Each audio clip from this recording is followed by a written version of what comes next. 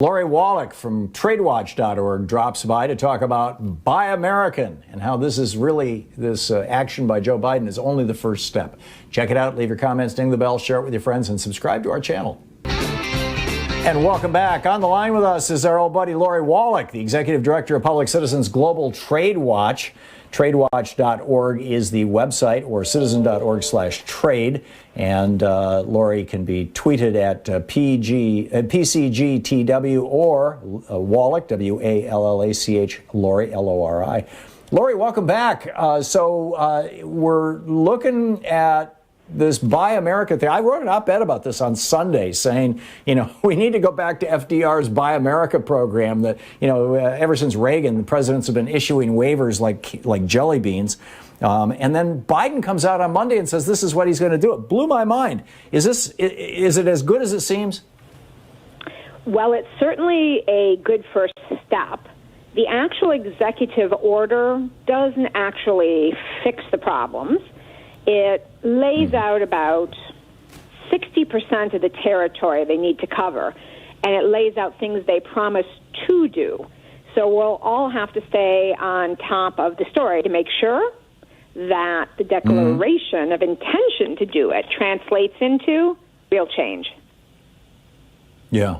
So you also note that U.S. trade policies starting this really started to go downhill during the Clinton administration, and Bill Clinton gets roundly blamed for it. But actually, NAFTA and the WTO treaties, the GATT treaties, these were negotiated during the Reagan and Bush administrations. And Clinton just brought these policies to fruition, if my understanding is correct. Correct me, please, if I'm wrong.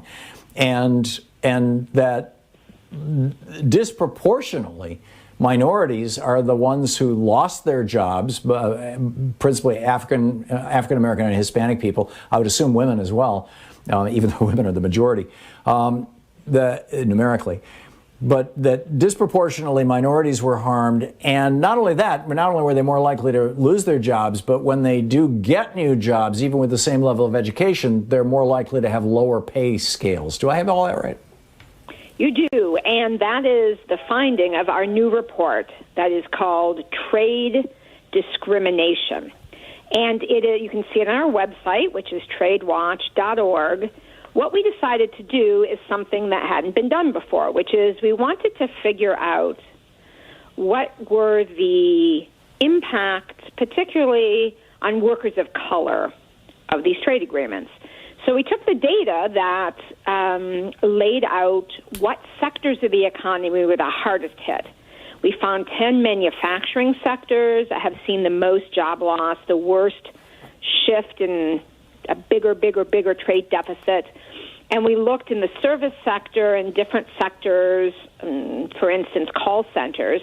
And then we ran the demographic data.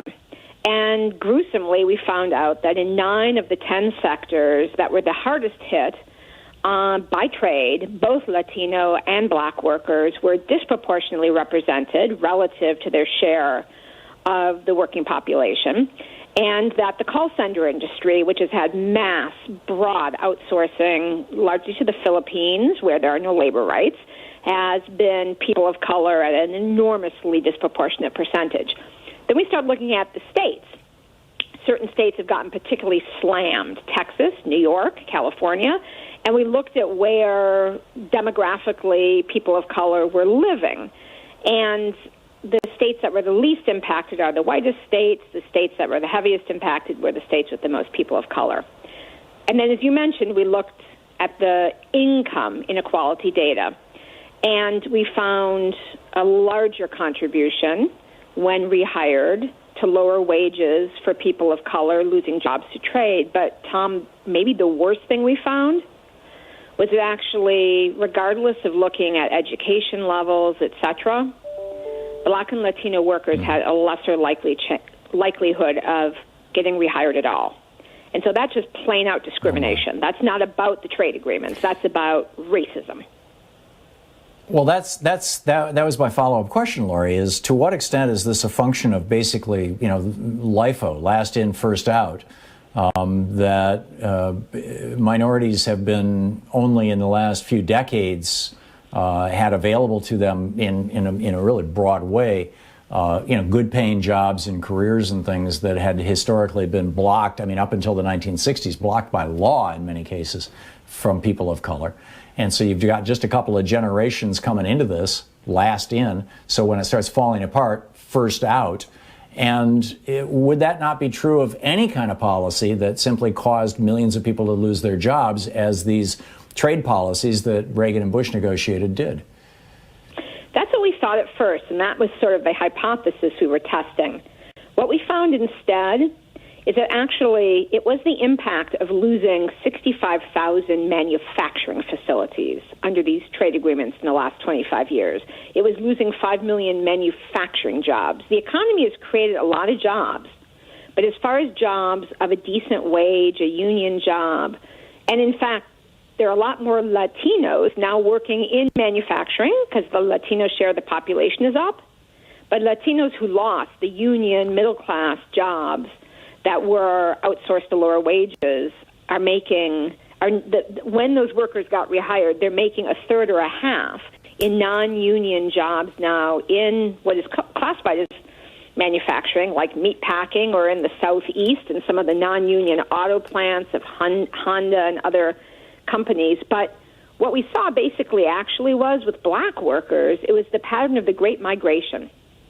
And leaving the racial terror of the Jim Crow South, where did people come? To places, Midwestern cities, where there were jobs in auto manufacturing, in electronics manufacturing, and we actually saw that pattern reverse offshored in the 90s and 2000s under the trade agreement, so that it wasn't just last in, first out, but the entire plants are gone. It's not like they fired the most recent hires. There are over 3.5 million jobs certified just since NAFTA as lost trade. The whole plant is gone. The entire community in Cleveland and Milwaukee and Detroit and Flint, places people came up from down south to escape poverty but racial terror, there are no more of those middle-class industrial jobs. It's all gone. So when advocating to bring manufacturing back to this country, historically I've made two arguments. The first is that manufacturing creates wealth. This was Adam Smith's argument. And that wealth stays where the manufacturing happens. Even when the product is sold overseas, you get money for it. So basically you're making wealth. And the second argument, of course, is that it produces good-paying jobs. But now we've got right-wing think tanks that are telling us, well, yeah, you may want these manufacturing jobs back, but, a factory that used to make cars with, 30 workers per car or something, or per 1,000 cars, now does it with 3 workers because of robots. And those workers, by the way, no longer have unions because we've passed all these so-called right-to-work laws. And so instead of making $40 an hour, they're now making $12.50 an hour. So what's the big deal? Why are you so exorcised about trade? So I am happy to say, having heard those lines, we actually wrote a paper taking that malarkey entirely down. Number one, God bless you. Investment in automation has been at the lowest level in the last 25 years in manufacturing, in the 80 years of data being kept. Number two, this notion that there's a huge productivity boost in manufacturing. If you break out the sectors, as Sue Helper, a professor at the Upjohn Institute who did this research, found out, it's only in computers, and it's an accounting fallacy because they changed the efficiency for faster, speedier computers. Actually, a data error is behind this notion of huge efficiency gains in manufacturing. The investment has not been there in automation. Tom, the one big change is we went from a virtual trade balance to an enormous deficit. We outsourced that production. And when and if real Buy America changes happen so that there's an incentive to invest in manufacturing in the U.S., because if it's not made here, there isn't someone to buy it in the government, then we're going to see jobs coming back and investment coming back, not in all the old stuff necessarily, but in all the cutting-edge investment of the future, in electric cars, in the high-tech batteries, in new materials, which will be the lighter and more resilient materials.